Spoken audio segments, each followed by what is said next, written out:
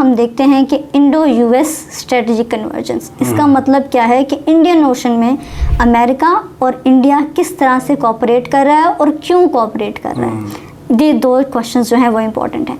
अब क्यों कोऑपरेट कर रहा है, उसका सबसे मेन रीज़न जो है वो हम देखते हैं चाइना की असेंडेंसी, चाइना का राइज देखते हैं हम इंडियन ओशन में।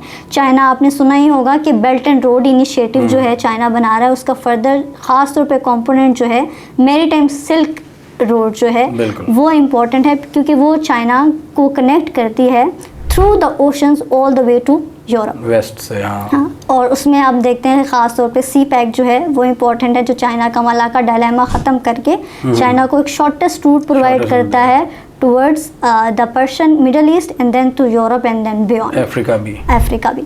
अब इसमें हम देखते हैं कि इंडिया और यूनाइटेड स्टेट्स का मेन पर्पस है चाइना को कंटेनमेंट करना, चाइना की कंटेनमेंट करना।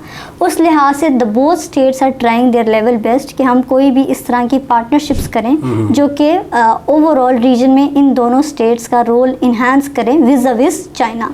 उसके लिए सबसे पहले हम देखते हैं कि इंडिया, सबसे पहले यूनाइटेड स्टेट्स की एक स्ट्रेटजी आती है पिवट टू एशिया स्ट्रेटजी, जो कि ओबामा एडमिनिस्ट्रेशन में आई। फिर उसके बाद हम देखते हैं ट्रम्प एडमिनिस्ट्रेशन में उसकी इंडो पैसिफिक स्ट्रेटजी जो आती है। अब यूएस बेसिकली इंडिया को रिगार्ड उसमें अपनी 2022 इंडो पैसिफिक स्ट्रेटजी में भी और नेशनल सिक्योरिटी स्ट्रेटजी में भी इंडिया को एक टर्म दे देता है नेट सिक्योरिटी प्रोवाइडर की। अच्छा, अब नेट सिक्योरिटी प्रोवाइडर का क्या मतलब है कि एक ऐसी स्टेट जो अपनी सिक्योरिटी तो इंश्योर करती ही है लेकिन ओवरऑल रीजन की सिक्योरिटी को भी इंश्योर करती है। इसमें हम मिलिट्री असिस्टेंस भी देखते हैं, मिलिट्री डिप्लोमेसी भी देखते हैं, कैपेसिटी बिल्डिंग भी देखते हैं। नेट सिक्योरिटी प्रोवाइडर के रोल की मैं काफी वो सपोर्ट कर रहा है। अब वो सपोर्ट किस तरह से कर रहा है, आई वुड से बड़ी ही टेंजिबल सपोर्ट है अच्छा यूनाइटेड स्टेट्स की टुवर्ड्स इंडिया, क्योंकि उनकी common threat perception is China. तो चाइना कंटेनमेंट के लिए ज़रूरी है कि आप इंडिया को इम्बोल्डन कर लो। अच्छा, इसलिए उन्होंने जो इनकी स्ट्रेटजी थी, यूएस की जो कमांड थी, जैसे हम सेंटकॉम, हाँ जी बिल्कुल, आपने एशिया पैसिफिक का नाम इंडो पैसिफिक कर दिया। ये एक बिल्कुल अब इस कमांड का नाम चेंज करने का इंडिया को खुश करने, इंडिया को खुश, बिल्कुल इंडिया को खुश करने के लिए। तो वो हम देखते हैं, बल्कि एक तो पूरा सोशल कंस्ट्रक्ट ही चेंज कर दिया ना कि पहले इस जगह को इंडो पैसिफिक की भी अगर बात करें तो उसको पहले एशिया पैसिफिक कहा जाता था। लेकिन फिर अब उनकी स्ट्रेटजी पढ़ें, 2022 यूएस इंडो पैसिफिक स्ट्रेटजी पढ़ें और यूएस नेशनल सिक्योरिटी स्ट्रेटजी भी पढ़ें, तो उसमें बड़ी खूबसूरत टर्म्स आएंगी जो कि इंडिया को खुश करने के लिए। वो टर्म्स क्या होंगी? India as major defence partner, India as democratic state, India as net security provider. और आप देखें इंडिया को अगर वो बात करते हैं चाइना को काउंटर करने के लिए, लेकिन इंडिया की जो बाउंड्रीज हैं, जो मैरीटाइम बाउंड्रीज, वो तो चाइना से बहुत दूर हैं। तो फिर भी वो इंडिया को इतना एम्बोल्डन करना चाह रहे हैं कि वो चाइना को काउंटर करे उन चोक पॉइंट्स के जरिए। उसका सबसे बड़ा रीज़न ये है कि इंडिया, जो चाइना अपनी BRI स्ट्रेटजी को एग्जीक्यूट कर रहा है, तो वो पैसिफिक से अब इंडो पैसिफिक में it is creating the basis. अब वो बेसिस वो कहते हैं कि ये उसको स्ट्रिंग ऑफ पर्ल्स का नाम देते हैं। अब ये एक यूरोपियन या वेस्टर्न टर्म है, चाइनीज इससे एग्री नहीं करते। अच्छा। तो वो स्ट्रिंग ऑफ पर्ल्स क्या है कि एक आपने स्ट्रिंग बना देना है और पर्ल्स का मतलब ये है कि इसमें पोर्ट्स हैं। तो वो दे कंसीडर कि वो इंडिया की कंटेनमेट हो रही है और साइमल्टेनियसली वो इंडिया और यूनाइटेड स्टेट्स का इन्फ्लुएंस रीजन में कम कर रही है। जो जिबूटी वगैरह में, हाँ जिबूटी है, हेम्बनटोटा पोर्ट है, पाकिस्तान में जो है हम कहते हैं कि Gwadar port, although that is for purely economic purpose, लेकिन वो इसको मिलिट्री पर्पस के लिए कहते हैं। तो ये एक रैशनल क्या है कि चाइना को आपने कंटेन करना है क्योंकि उनकी थ्रेट परसेप्शन है चाइना से। इस तरह हम देखते हैं कि अब तक आपका क्वेश्चन था कि कैसे इम्बोल्डन कर रहा है, तो आई सेड, जैसे मैंने प्रीवियसली कहा कि बड़े टेंजिबल तरीके से इम्बोल्डन कर रहा है। उसकी सबसे बड़ी एम्पिरिकल एविडेंस ये है कि आप इंडिया और यूनाइटेड स्टेट्स के स्ट्रेटजिक एग्रीमेंट्स को देख लें। जी जी। लिमुआ साइन किया, logistic exchange memorandum of agreement, ताकि वो उनकी लॉजिस्टिकल सपोर्ट प्रोवाइड कर सकें, उनमें कोऑपरेशन हो। कॉमकासा है एक और एग्रीमेंट जो कि communication compatibility and security agreement है। इसका मेन पर्पस है कि आप सिक्योर्ड कम्युनिकेशन करें और इंटरऑपरेबिलिटी को लेके आए दोनों स्टेट्स की नेवीज में। इसके अलावा एक बेका भी है, बेका एग्रीमेंट भी है, उसमें सैटेलाइट जो स्पेशल इंफॉर्मेशन शेयरिंग जो है वो उस एग्रीमेंट का पर्पस है। इसके अलावा एक और दोनों में कोलैबोरेशन है MSRA maritime ship repair agreement. तो इसका फ़ायदा इंडिया को सबसे ज़्यादा ये है कि जो आपकी सारी टेक्नोलॉजिकल, एक तो कोलैबोरेशन भी है यूनाइटेड स्टेट्स के साथ, ऊपर से एक डिप्लोमेटिक क्लाउड भी इंडिया का बढ़ता है कि बढ़ रहा है कि उसको सपोर्ट है यूनाइटेड स्टेट्स की। मिलिटरीली भी इंडिया को स्ट्रॉन्ग करती है ये चीज़ और डिप्लोमेटिकली भी स्ट्रॉन्ग करती है, और इंडिया को प्रोजेक्ट भी करती है कि इट इज़ अ स्टेट जो कि खुद की सिक्योरिटी तो इंश्योर कर सकती है लेकिन साइमल्टेनियसली रीजन की सिक्योरिटी को भी नेट सिक्योरिटी प्रोवाइड, क्वाड में भी उनको शामिल कर हाँ, अभी मैं अगला यही डिस्कस करने लगी थी कि अब ये एक एस्पेक्ट है इंडो यूएस स्ट्रेटजिक कन्वर्जेंस, और उसी का सबसेट हम देखते हैं कि वो उसका रीज़न क्या है, क्योंकि इट इज़ बेसिकली हम देखते हैं कि इंडो साइनो इंडियन डाइवर्जेंस और simultaneously Sino US divergence. Sino का मतलब है चाइना, तो वो जिस तरह हमने पहले डिस्कस कर लिया।